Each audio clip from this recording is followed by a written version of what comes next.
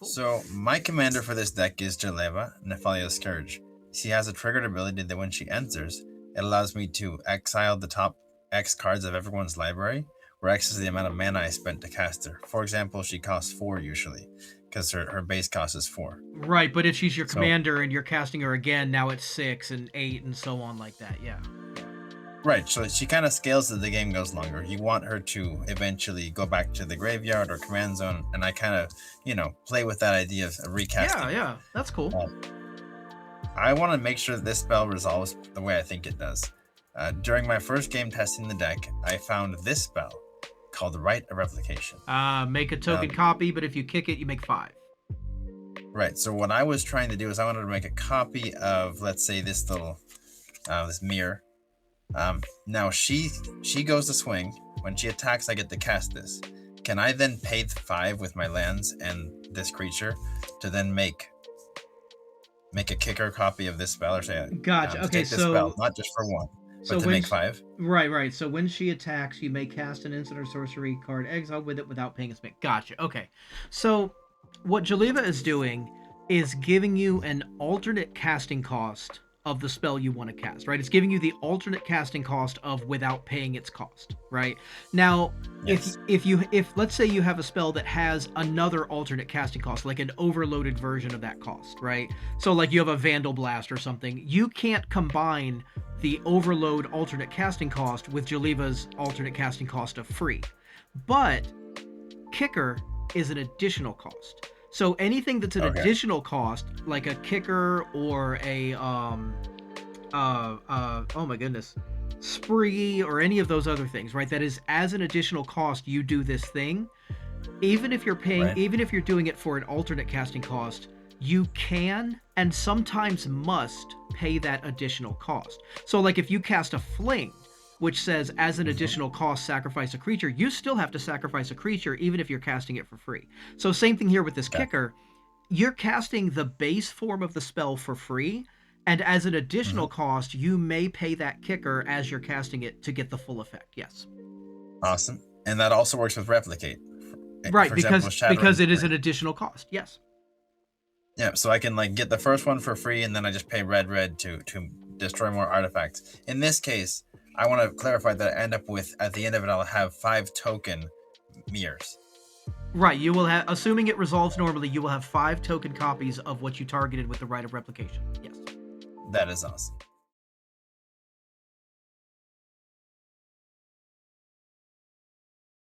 Another one.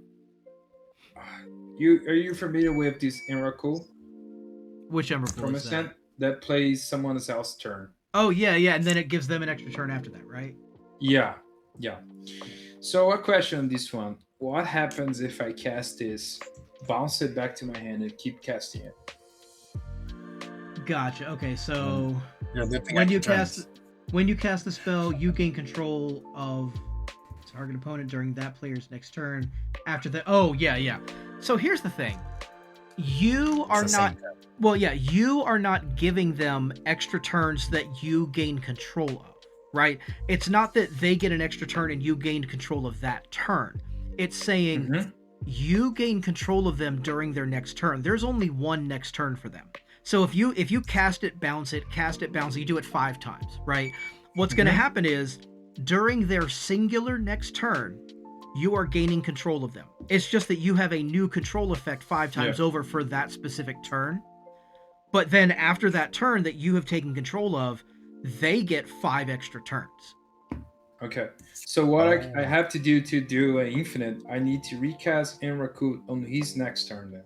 Yeah, you would have to do it at instant speed during their turn so that you're gaining control of the extra turn they're about to get. Yes. Yeah.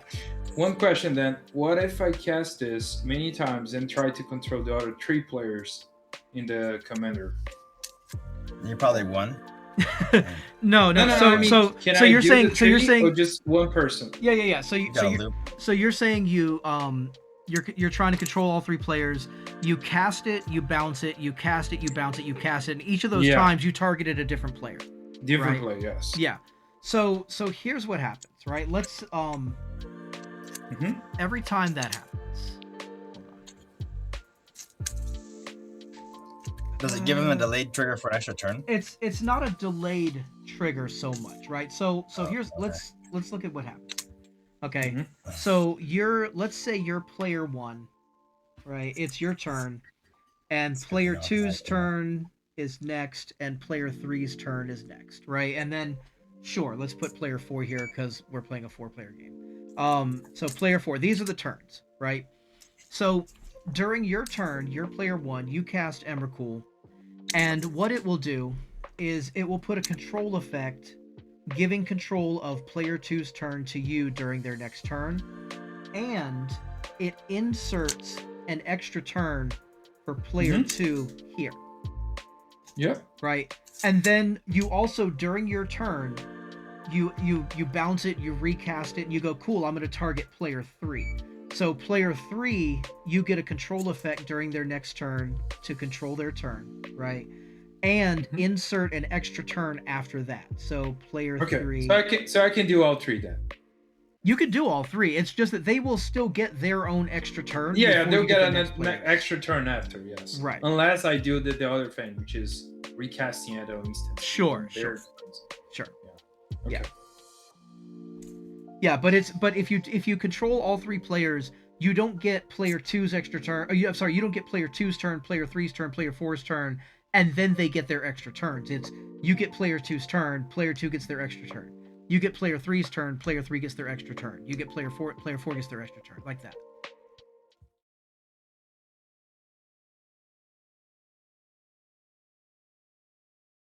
Okay. I have one on this Sevinne's Reclamation. Let me just turn off this phone 1 second. Sure. Can I jump in for a question real quick? Yeah, go for it. What's up? All right. So it's about, I put out as my commander. I have this card that I pulled in a promo pack. It's called Errant Street Artist. I don't understand what spells I can use. Is that the one that says you can copy a spell that you didn't cast? Yes, and how the heck? Sure. So let's look at what the 2 definitions are. Okay, so a spell only exists as a spell on the stack. Everywhere else, it is a card or it's a permanent or something like that, right? So a spell only exists on the stack. Okay. Like when I pay the 2 mana, the red and black for this spell, the sorcery Dreadbore. It is a spell on the stack. Correct. And up until is it still a spell up until with Jaleva? Well, yeah, that's what I'm saying. It's all right. Up until you cast that spell, when it was in your hand, it was not a spell, right? Gotcha. When it resolves and goes to the graveyard, it is not a spell. If you're casting your commander, Jaleva, on the stack is a spell. Once she resolves and goes to the battlefield, she is no longer a spell. Okay, so a spell only exists as a spell on the stack. So now you have to look at the other part. A spell you did not cast. Usually, the only way that a spell is going to go onto the stack without being cast is being copied. So if you have a copy of the spell on the stack, you did not cast that copy. You can use, like with this card here, right? The Divergent Storm, the auto that copies your first sorcery. There you right. The copy of that spell that now exists on the stack is a spell you did not cast. Okay. Yeah. Gotcha. Because I've been looking at this card for a long time. I'm like, okay, it's flash, has haste. Yeah. But I needed to figure out what was going on there. So it forks. It forks something that's already been copied. It basically allows you to copy a copy. Okay. Yeah, but it's worded the way that it is so that you cannot copy the original spell. Right, and I bet you some players probably figured out how to make that go infinite with an effect that. I'm sure. Yeah.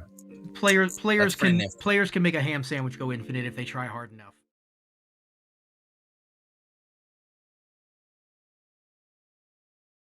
Yeah. All right. You have a good day. You too. Huh? Take care. Marcelo, you said you had another thing you wanted to ask about? Yeah. Yeah, I have one very quick one, and there is a little more complex, I would say. Okay. So Sevinne's, when does the copy actually come out? Gotcha. Because when I cast it from exile. It's Savin, right? Sav.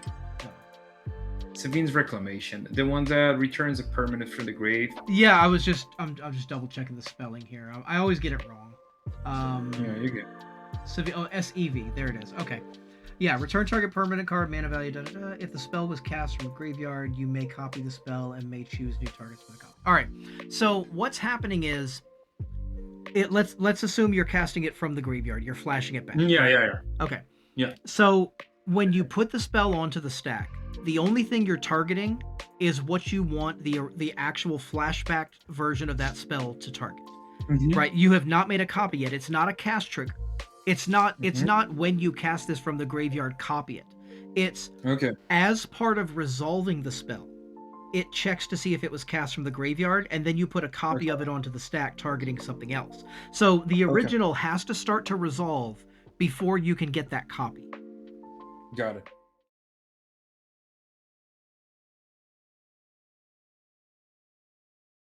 Yeah. Okay. The final one. That one, I will need to put few cards here real quick. Well, I'll make it simple. So let's suppose I have a Necro. I'll get a Necro real quick. Necrodominance or Necropotence? Potence. Yeah. Potence. Let me get it here so you keep track of things. I have a Necropotence in game. Okay. And someone plays. There we go. Find it. And someone casts Silence on me on this turn. Oh yeah. So here's the thing. Silence and anything that says until end of turn, right? Or gives a duration of this turn or anything like that, right? Those effects wear off during the cleanup step. Okay, now, so what happens in the cleanup step is the very first thing to happen is the active player discards down to hand size if necessary. And then simultaneously, all of the other effects that are supposed to only last that turn wear off. Damage wears off, this turn and until end of turn effects wear off. And then the game checks to see if, first off, if any state-based actions need to be handled. And it also checks to see if any triggers happened because of any of those things that just happened, right? So what happens is, let's say you've necropotenced and you've paid enough so that by the time you go to your end step, I would discard some cards. Yeah, by the time you go by the time you go to end step, you're gonna put the exiled cards into your hand, and let's say you end you leave the end step with 10 cards in your hand, right? So now let's assume that Necropotence is still in play. Okay, players haven't removed it or whatever, it's still there. We're just gonna go with normal interaction. So you go to cleanup, and then you discard down to hand size. So you discard your 3 cards because you're going down to 7, and then of course the this turn and until end of turn effects end. So silence ends. Now, what happens is, because you discard it, Necropotence has a trigger that says when you discard a card, exile that card from your graveyard. You have 3 Necropotence triggers going onto the stack. Because a triggering event happened during cleanup, or because any kind of a state-based action needed to be taken during cleanup, players get priority, and silence is no longer in effect. So if you have instant speed things that you want to do right now, you can do it. Okay. So if I don't cast like a Final Fortune, do another turn, I can do it. If you have a way to do that instant, yeah. Okay. Sounds good. Cool. Yeah, that's perfect. All right. Glad to help.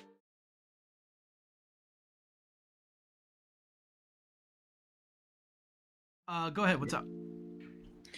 I just had a simple question. It's about this card and similar cards to it. So okay. Right here, it's one of the new scene box cards. If I could pull it out. All right, it's this guy right here. My camera is. If you just give me the name of it, I'll. It's Noctis Heir Apparent. Oh yeah. That's the one that can exile himself and. Yeah, it's like ninjutsu kind of, but in exile. Yeah. It's weird. So when, for example, if you do this ability, or also like say like, because this creature wants to be paired with ninjas, because he wants creatures to enter during combat, right? Sure. So when like say this guy would enter, or with his own ability, or another like ninja with ninjutsu, or like a rogue or whatever, right. Assassin enters with it, and this guy lets them attach an equipment like you control to the creature, right? Because they enter during combat. when Okay. they attach the equipment, Uh-huh. will they trigger, like, say if there's like a sword of the animus and says like when a quick creature attacks, put a basic land on the battlefield tapped, right? Will they Gotcha. trigger that or not because they're technically they enter attacking and then they attach? Yeah, so they will not for two reasons. Number one, Mm, like you said, the creature entered already attacking. So right. the moment that attack triggers would have happened is at the Mhm. beginning of the declare attackers step when you do the turn-based action of actually declaring your attackers. All attack triggers happen then or they don't happen at all. That's it, right? Mm, So when your okay. creature enters already attacking, even if it has its own attack trigger, it's missed the Mhm. opportunity, right? You just don't Right. get it. Now another thing to look at though is the timing of it just to better understand this is let's say you have a creature that says when this creature attacks, attach target equipment to it, right? Mhm. You attaching the sword of animus to that creature wouldn't get you the land search because it Mhm. already attacked, right? You missed Right. that you're past the point that attack triggers are going to happen. So putting Mhm. something onto it that gives it an attack trigger doesn't let you rewind and say, "Oh, I'm going to get the trigger now." You've already passed the Okay. moment that it attacked. Yeah. That's what I figured. I was trying to build a deck for this guy, and I was like, is there any point in if you do this guy with ninjas, is there any point to do equipments with like attack triggers? Because I was like, they wouldn't get it, right? So Yeah, but I mean, that's not to say there's no point in putting them in because you're going to have creatures attacking at some point. You know, like Sword of the right. Animus is almost never a bad card, but yeah. Okay. All right. That was my question. Appreciate it. All right, no problem.